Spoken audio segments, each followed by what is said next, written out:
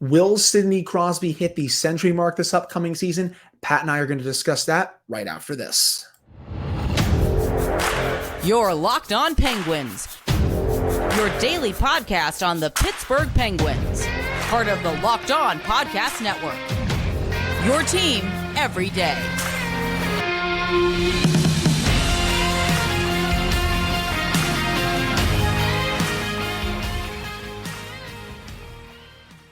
Hello and welcome back to another episode of the Locked On Penguins podcast. I am one of your hosts, Hunter Hodes. That is my co-host, Patrick Damp. You can follow me on Twitter at Hunter Hodes. You can follow Pat's Twitter at Synonym for Wet.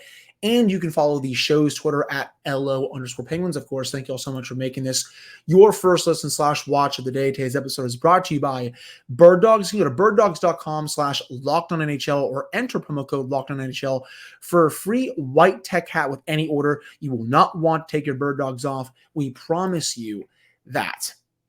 So I'm back in my home studio. Pat is obviously back in his studio. I had to make a little bit of an unexpected trip up to Boston. Yes, I saw Guns N' Roses twice in 4 days. That's just how it is. I love that band, and we just decided to do 2 shows back to back. But before we dive into the Sidney Crosby topic, Pat, we owe our listeners and watchers an apology for our mishap on Monday when discussing Jesse Puljujarvi and a professional tryout, because we both forgot that he had double hip surgery a little over, what was it, almost 2 months ago now, and he will not be available until I think at least the midway point of the regular season this year. So that's very unfortunate, and we both very much apologize for that. Put it up there. Patrick Damp of the Locked On Penguins podcast, take full responsibility for the oversight and error that Jesse Puljujarvi needed double hip surgery and will not be available until the midpoint of next season. This was my fault, not Hunter's, and I hope you can find it in your heart, listener, to forgive me. This is why he's not been fired from the show. Okay, that's the big thing here. But no, we apologize wholeheartedly. That was just a stupid mistake. If he were healthy, though, it would make a lot of sense. But diving into the meat of the episode here with Sidney Crosby. This past season, Pat had another great year, played all 82 games, 33 goals, 93 points, hit over 1,500 points this year. He continues to defy everything, what it means to just produce at the level that he's been at, throughout his career, now into his mid-30s. It gets more rare to hit 100 points the older you get, especially now that he's 36. He'll be 40 in the next few years. I know scoring has gone up. Do you think Sid can do it this year, hit 100? I do. And one of the big reasons is the most recent acquisition in Erik Karlsson. That's going to be a big boost to the power play, I think. And I don't think Crosby has any signs of slowing down. I think he's going to match and better Gretzky's point per game per season record in the next couple of years. But you add that offensive weapon to the power play in Erik Karlsson, in the way he can distribute the puck, in the way he can score, put those two things together with Sid still being a very elite offensive driver at 5-on-5. That's going to be a big boost to his offensive output. So Erik Karlsson on the power play, assuming they all stay healthy, which we as Penguins fans know, that's always a gigantic if, that's going to be huge for his production. So I do think there's another century mark coming for Sidney Crosby this upcoming season.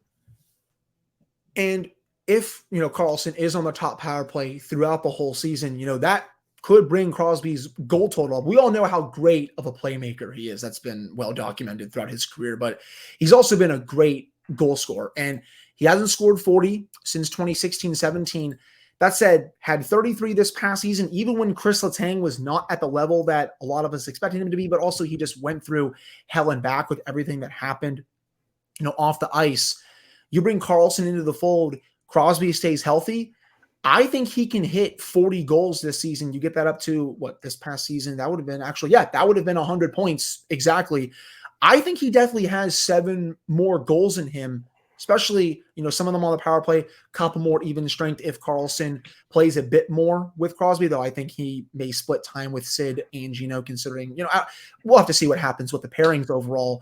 But I think Sid definitely has 7 more goals in him now that Karlsson is in the fold. And obviously the health has to play into it. He's got to stay healthy. He played all 82 games this past season. And I also think he could do it because if Jake Guentzel comes back with a vengeance after those first 5 to 6 games and he produces at the level that a lot of us thought he would this past season, maybe he still scores 40, 45 himself, which we've seen him do twice in his career already. I definitely think he'll hit 100 this season, whether it's, passing the puck Jake to get him some assists or just, finishing plays that Jake will give him. We'll add in the fact, too, that along with the Erik Karlsson addition, which will help on the power play, the roster, not by a lot, but is deeper now. So there's going to be less reliance on the top 6 to be your only production. But at the same time, they won't be getting caved in and pinned in their defensive zone. So you'll have advantageous situations to where the top 6 comes out after maybe a little bit of a sustained forecheck by the bottom 6. And again, back to Karlsson, this also gives Mike Sullivan more options now because you don't have to immediately pin the top pair to the first line and the second pair to the second line. You can switch this up at 5v5, and maybe he sees some time with Karlsson at 5-on-5 or Letang and add in 2 guys who are great at driving offense to the forward group. And it just opens up more opportunity for Crosby and the top 6 to put up more points and more goals just because of that deployment.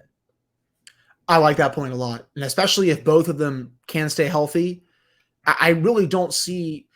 I mean, obviously I can see a way he doesn't hit 100 points just because of health and just he's getting up there in age if he doesn't stay healthy, of course. But I think if those top 2 defensemen are able to stay healthy, Sid's able to stay healthy, he gets Jake back for the final 75, 76 games, and he stays relatively healthy too, he can definitely do this. Also with how good Sid is behind the net, with his vision, he's going to be setting up a lot of goals that way, whether it's on the power play or at 5-on-5. I definitely think he'll hit 100. And if he does, you are going to see him get a lot of Hart Trophy consideration. I understand he may not outscore someone like Connor McDavid. I mean, that time is, I think, past now. Let's be real. Or Leon Draisaitl, maybe even, I don't know, Austin Matthews, David Pastrnak, something like that. But if he still hits the century mark, he's going to get a lot of Hart Trophy love. And he should, considering that he's in his age 36 season. He'll be 37 next year. I think he can do it. I've said this before too. Even if he doesn't get Hart considerations, I do think he's going to start getting Selke consideration. Yes. Especially now with Bergeron retiring. It's one of those things that I feel like he's going to get that while very much deserving because he's become a great defensive center along with his offensive output. It feels like almost a lifetime achievement award to be handed to him of like a, hey, okay, now that the guy who we're probably going to end up naming the award after in a few years is gone, now you can have it.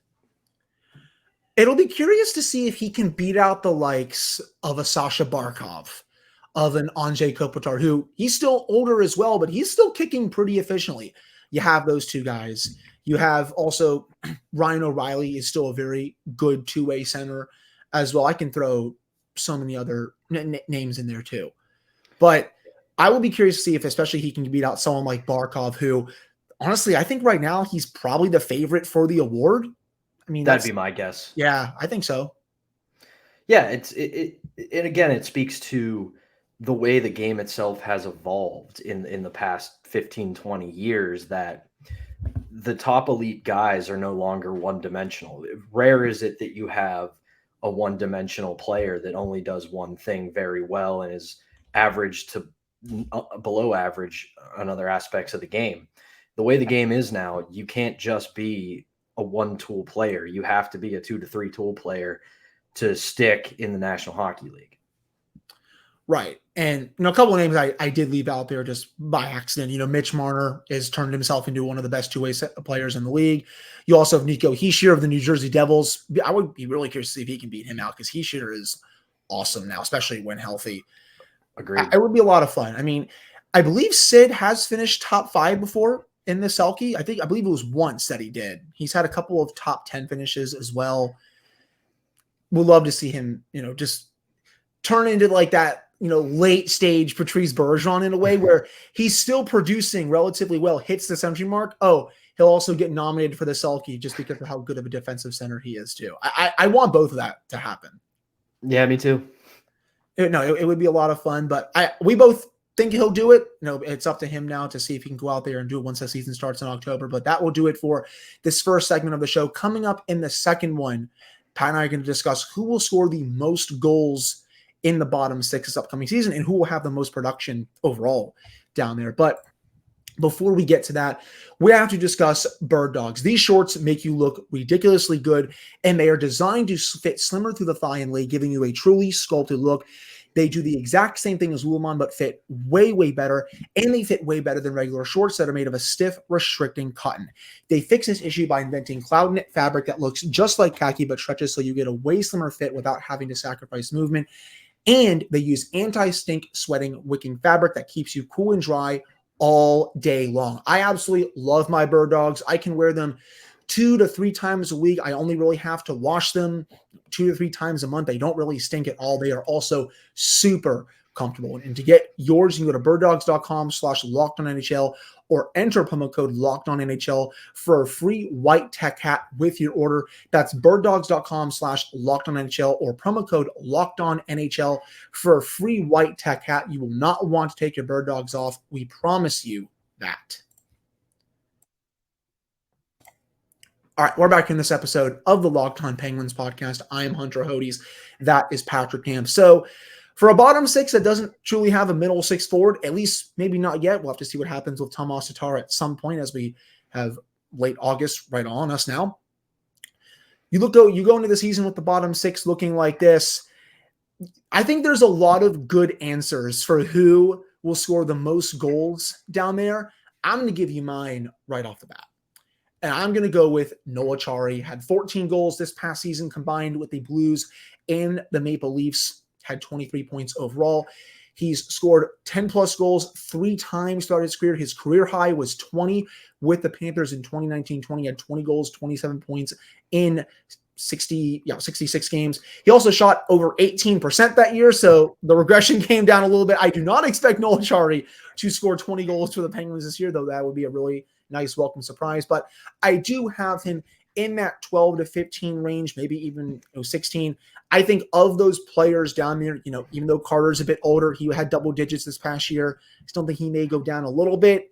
Matt Nieto, I think, is fine, but I think he's a better defensive forward at this point. But with Achari, I think he gives the Penguins the best goal-scoring ability of any forward down there right now. And I know I'm kind of being a little cheap with saying that just because Drew O'Connor really hasn't, flashed as much yet, but that could easily change with a full season coming up here under his belt. So I would not be surprised if he actually scores the most goals. I would probably have him as like a maybe 1B or just a 2 behind Achari, but with how Achari has shown an ability to score goals throughout his career, he gets those dirty areas. He also has a really nice shot, kind of plays like that Brandon Tanev role from a few years ago when he was on that line with Zach Aston Reese and Teddy Bluger. I think he's going to imitate him, not to a full effect that Tanev did, or that Tanev was, but still at a pretty good level where I think he's going to score the most amount of goals. And I think a couple of them will be game winners at some point during the season. So I have Noah Chari scoring the most goals, and I'll even put him down there for most points. I don't know. I don't think he'll have the most points. He'll have the most goals. Most points I'm going to give to right now. Man, I'm probably getting nervous, so I'm going to get some crap for this, Pat. You ready for this? Oh, who you got? I'm going to have Jeff Carter as the most points just because of his playmaking ability still, but that could turn out to be an old takes exposed really quick. I don't think that's a bad one, to be honest with you. He was someone I thought of when we came up with this topic for today's show, especially I think if he gets an extended look at wing and they don't try to keep forcing that square peg into a round hole of center. I've said it on this show before. He's not a center anymore, and that's not an insult. It's just that's the aging curve and time catching up for all of us like it does. I think he still has a great shot, and he still has a very good first pass. He just can't keep up with the pace of the game at center anymore. So put him on wing, and give him less defensive responsibility and have more of an offensive instinct, he can be effective. The guy I'm looking at, and I agree with you, I think the safe and probably correct answer is Noel Acciari, because it's been there. There's a body of work for it. The guy I want to see an extended look for this year, especially in the bottom six once healthy, is Alex Nylander. I think he's shown he's got the skill. He's shown he can play in a middle six role. He can step up and be on a second line if you need him for a brief period of time. I think if he gets an extended look, he can get 12, 15 goals in the bottom six, just because, it's not somebody that teams are going to key on to be a threat, at least early on. So if he has some extended time in the bottom six and in the NHL level, that's a guy I think can be effective this season. But again, I don't think it's an old takes exposed moment for you unless it completely crashes and burns. But Jeff Carter has still shown some very good offensive upside in his game. The problem was he was playing a position he's no longer suited to play. And I had a Carter jersey up behind me in an episode. I'm not going to let Penguins fans forget how much they loved him for a good period of time. Like, I still have the Steel City Jeff Carter crush beers, score goals shirt, and I wear it with pride, because that's a guy throughout his entire career in Philly and LA. I was like, man, I love a Jeff Carter on the Penguins. But overall, Nylander's the guy I want to keep an eye on this season, who could be a big breakout candidate in the bottom six. And maybe this year on a wing, Jeff Carter has a little bit of a renaissance.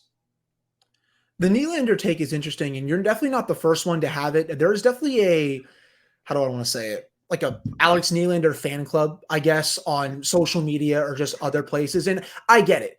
Young forward, hasn't worked out in a couple places during his career so far, but a couple bad situations, I would say. Now he's actually in a pretty decent one. He did show some promise at the end of this past season. His goal against Detroit when the Penguins were fighting for their playoff lives, Pat, that was a nice goal. Like, I'll say that he was really patient with the puck, fired it into the net. I really liked it. I also liked the game that he played against the Rangers late in the season. I believe that game was it February, March, somewhere around there. I believe it was when the Penguins, they had just beaten the Rangers for a second time. They won both games at home, and then they lost the other two at Madison Square Garden a little later on in the season. He should have won that game in regulation. So I do think some of the tools are there, but it was such a small sample size. Is that going to translate over to the season? I think that's my big question that I have with him. Yeah, I don't, like you said, there seems to be like this crowning and shiny new toy syndrome when it comes to Alex Nylander, just because, like you said, young forward, shown some flashes of potential. I'm not in any world on that bandwagon. I'm not somebody who's campaigning for Alex Nylander to become the next top six forward with the Penguins. I do think, though, he has earned and should have a more extended look at the National Hockey League level, because the tools are there. I don't expect him to be an elite forward. I don't expect him to be a 30, 40 goal scorer, but he's a guy who, if you put him in a role where he can produce at the wing with some a good center with him, or at the very least a passable center, he can be one of those younger, cheaper pieces that help push you over the edge. And I think he's past the point of playing in the AHL.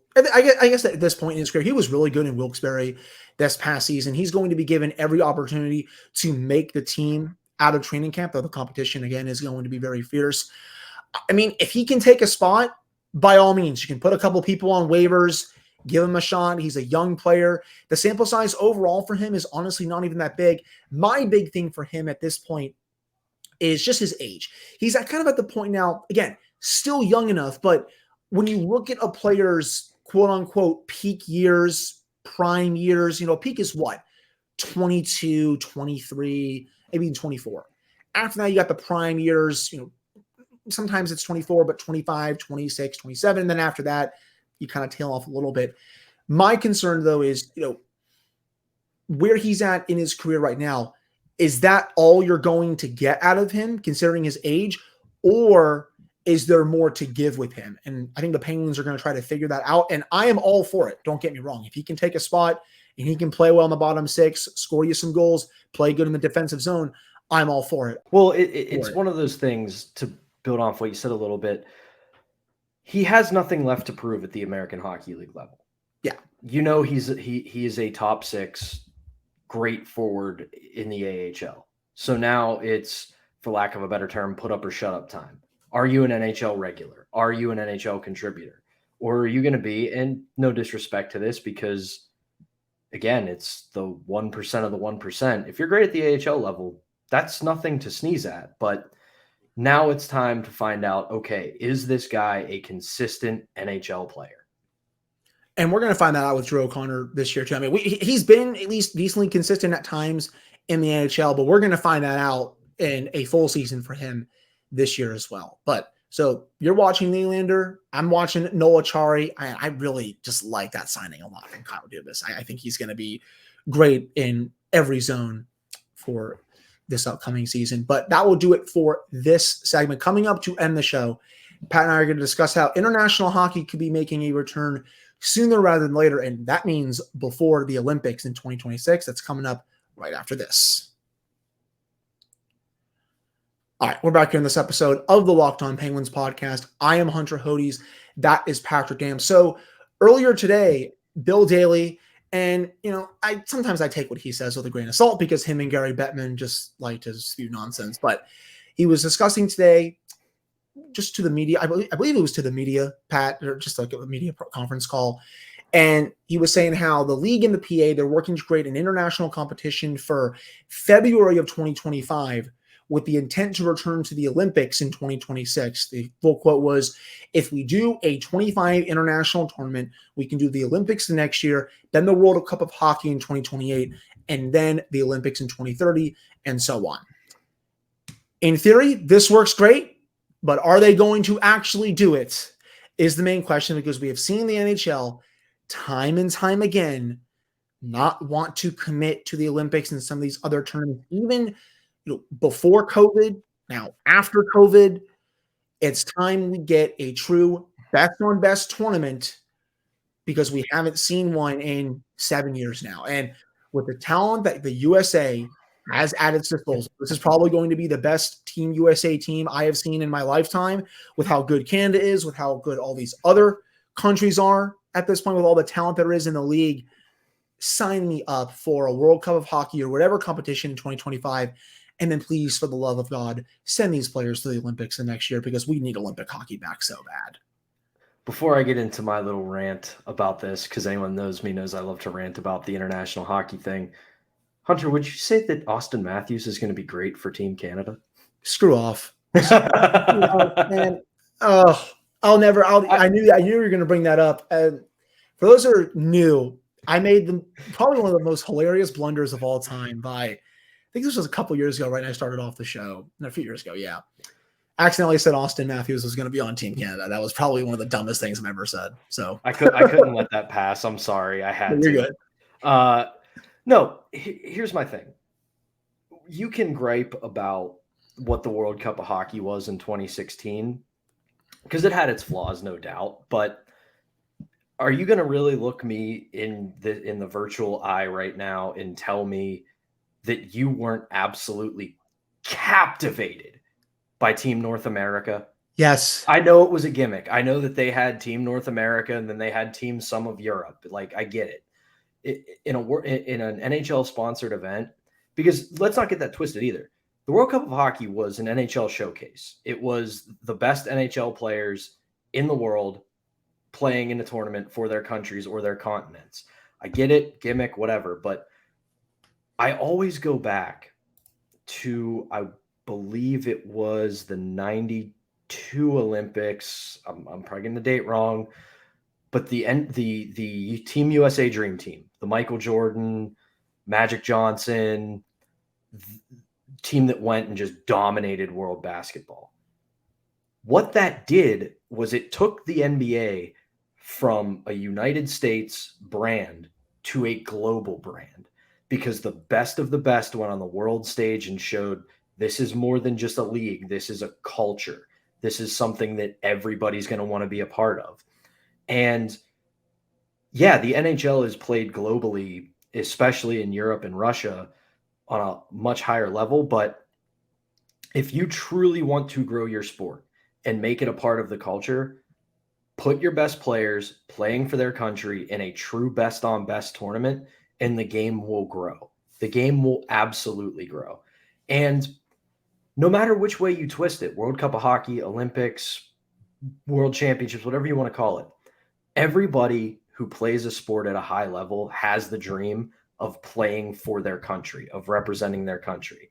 And like you said, too, this is one of the best chances in years for the United States to put out one of the best rosters they've ever had, with the amount of American talent that has come out over the past 10, 15 years. I understood it in 21 and 22 why they didn't go. I usually hate the whole, oh, we don't want to take the risk. We don't want to have our players getting hurt at the Olympics. We don't want to stop the season for 2.5 weeks. When COVID-19 was still a problem then, it was still a problem then, and you don't want to have half your league knocked out by COVID-19 when they come back from the Olympics. That's totally understandable. Now, for all intents and purposes, that's in the rear view.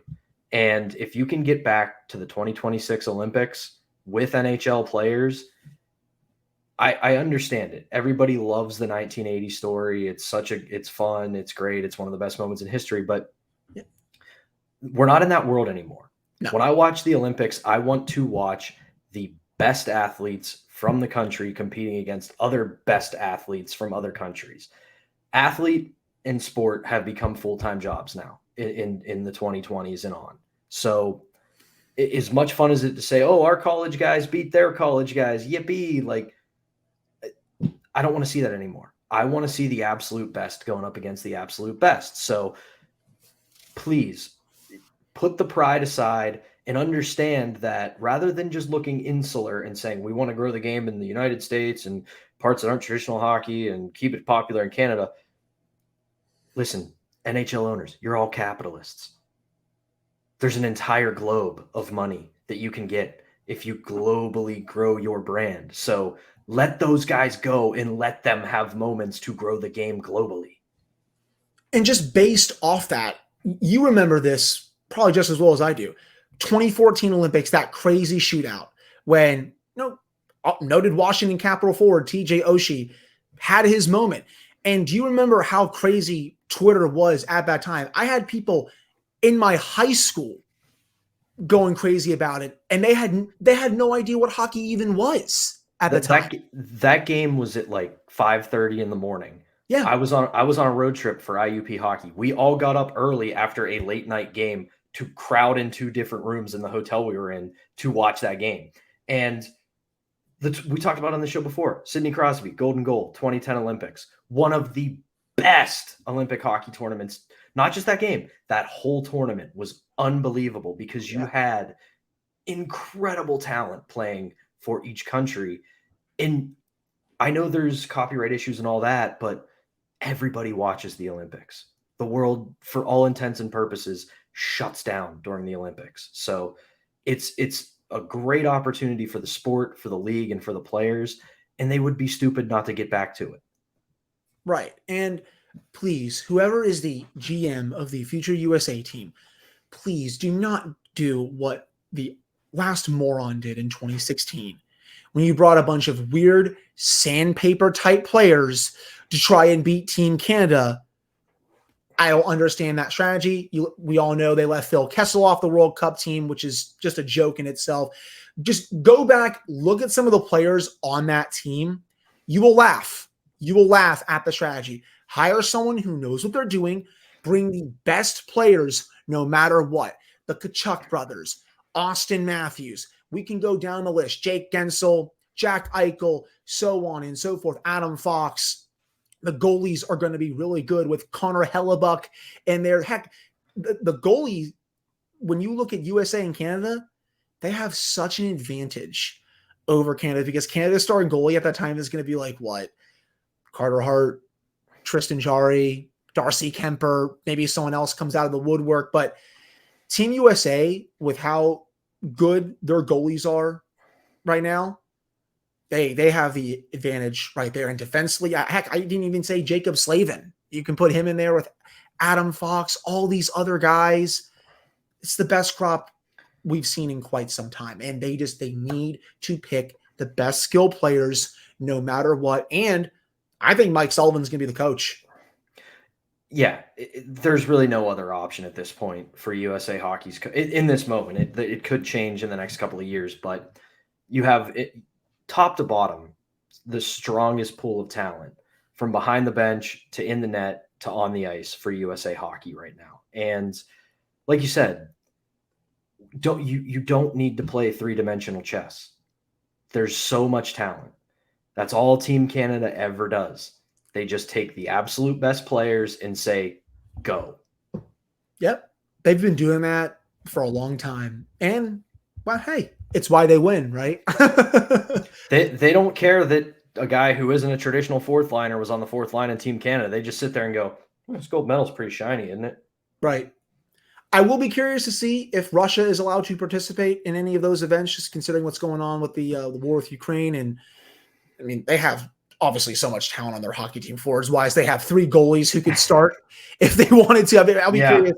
I would love to be a fly on the wall for the meeting if Russia is allowed to participate in either the World Cup of Hockey or the Olympics, who the coach decides to start in those games, whether it's Sorokin, Shesterkin, or Vasilevsky. I mean, you got the picking poison there, to be honest. That might be the one thing that pushes Russia over the top for international competition, should they be able to play, is that they've got 3 all-star goalies right and waiting. Right. I mean, I can't wait for international hockey to come back. I've missed it. I mean, I was a freshman in college the last time they had an Olympic competition, or just in a competition in general. So this needs to come back in a big way. The NHL, especially Bill Daly and Gary Bettman, they need to stop being difficult, come to agreement with the players because they want to go, and then come to an agreement with the IAHF and the IOC for the Olympics and stuff.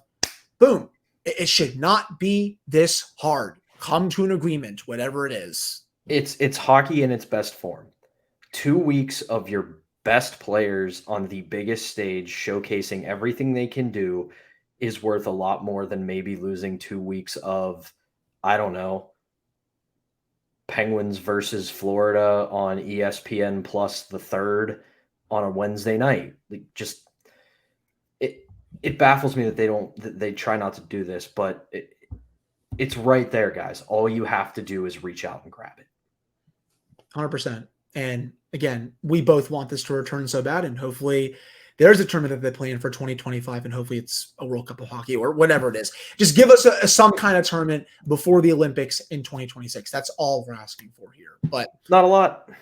Yeah, you're right. But that would do it for this episode of the Locked On Penguins podcast. For Friday's episode, please send us your mailbag questions. We're going to do a mailbag episode on Friday. You can send them to Pat on Twitter at Synonym for Wet. You can send them to me on Twitter at Hunter Hodes. And if you are watching on YouTube, you can leave some questions down in the comments for this episode. You can also DM me some questions on social media if you're just listening audio-wise. I'll also put something out there on the show's Twitter and my Twitter and all that stuff. But yes, overall, send us your questions for Friday. We will do our best to answer every single one of them. But again, that will do it for this one. Thank you all so much for tuning in, and we'll talk with you all on Friday.